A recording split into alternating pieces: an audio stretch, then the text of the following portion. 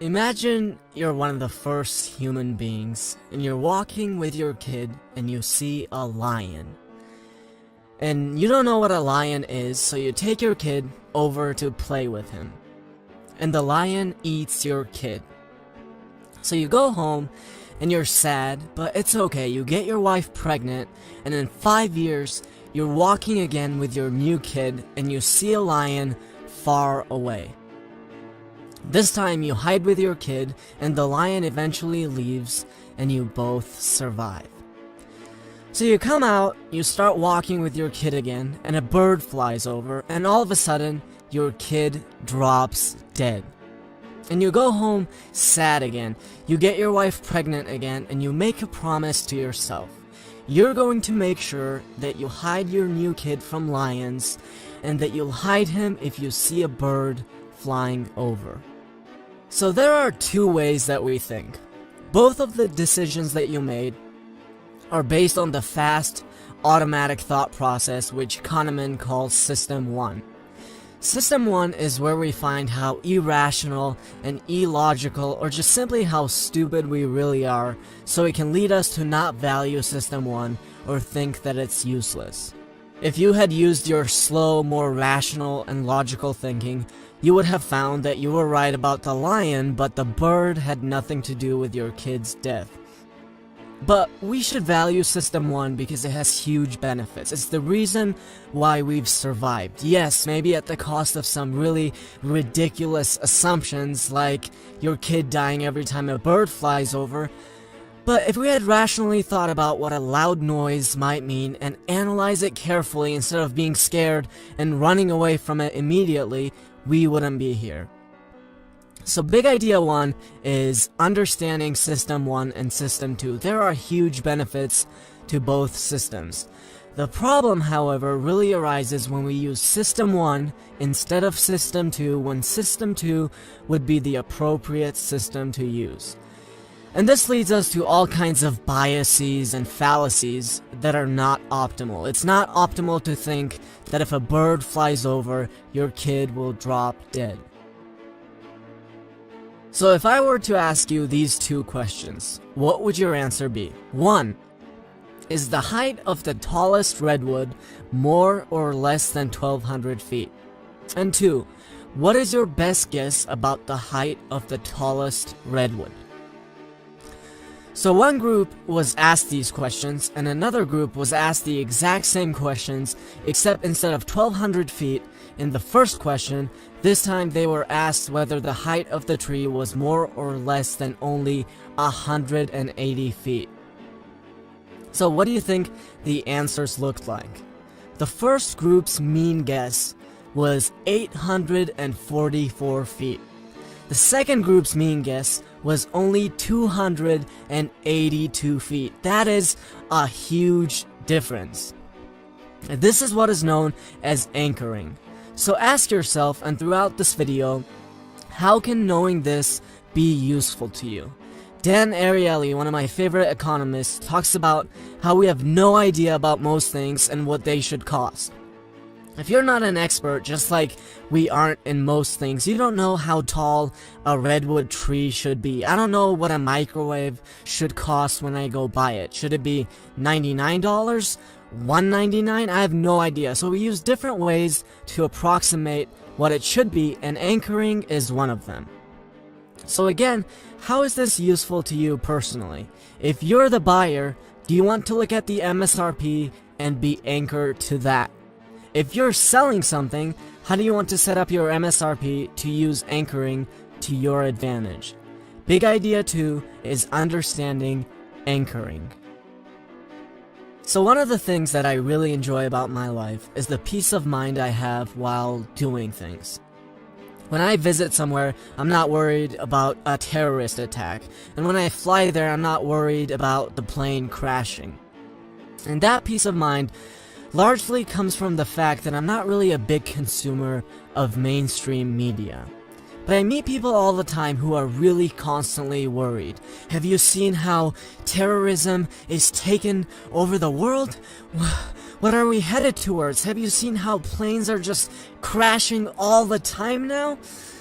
But in reality, it's not like the chances of those two things have risen in some dramatic proportion. They're highly unlikely, and I mean a probability very close to zero that your plane will crash. And this is what is known as the science of availability. Even an event that has an almost non-existent probability of happening to you can be assigned a reasonable or even a high probability by you just because of what's available to you. So again, ask yourself, how can you use this concept to make your life better? Is it better to enjoy your life and realize that the world is actually not as bad as commonly portrayed, or watch the news every day where you'll be shown constant death and destruction because that's what sells? Big idea 3 is understanding the science of availability. Now, let's say I offer you to play a game with me. We're going to flip a coin, and if you win $1,000, and if you lose $1,000. Do you want to play that game? If you're like most people, that is a game that you do not want to play. What if we change the rules a little bit? If you win $1,100, and if you lose only $1,000. From an expected value point of view, that is a good game to play.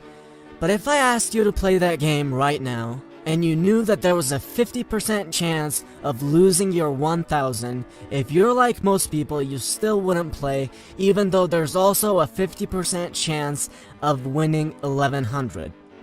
This is called loss aversion. Most people are very loss averse. In fact, you have to offer somewhere about $2,000 to get people to play. Now, this might be interesting, but again, ask yourself, how can you use understanding this in your life? You know you're going to be more convincing explaining to someone what they're risking losing instead of what they could possibly gain. So maybe you want to convince someone that being an alcoholic is bad. How do you want to go about doing that? Do you want to talk about how they could possibly gain a better job and make more money if they overcome this problem? Or do you want to tell them how they're going to lose their loved ones, like their spouse and children? Big idea 4 is understanding loss aversion. Now imagine I'm your doctor and I have to do an operation on you, and I tell you there is a 10% chance that you're going to die. I could also tell you there is a 90% chance that you're going to live. Now, from a statistical point of view, there is absolutely no difference in those two statements, but in the first case, you're going to feel much worse than in the second. This is known as framing. How you frame the exact same situation can have dramatically different consequences. So big idea 5 is understanding framing. Again, ask yourself, how can you use this? How can you use framing to make good things more appealing and convincing to your friends or your children or whoever else you want to influence? And finally, big idea 6, understanding the sunk cost fallacy. This is all about letting your past decisions influence your present decisions. So think of John. He has no idea about poker, but he thought he would go gamble and play. Fast forward into the night, and John has now lost $1,000 and hasn't won anything.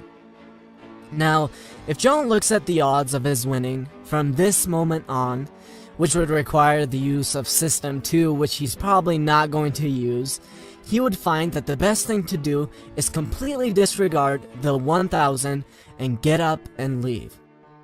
The 1,000 already lost has nothing to do with what his odds are starting from this moment, but John is going to be heavily influenced by the $1,000 and most likely keep playing and losing even more. Let me give you another example. Jen bought 50 boxes of candy a few months ago.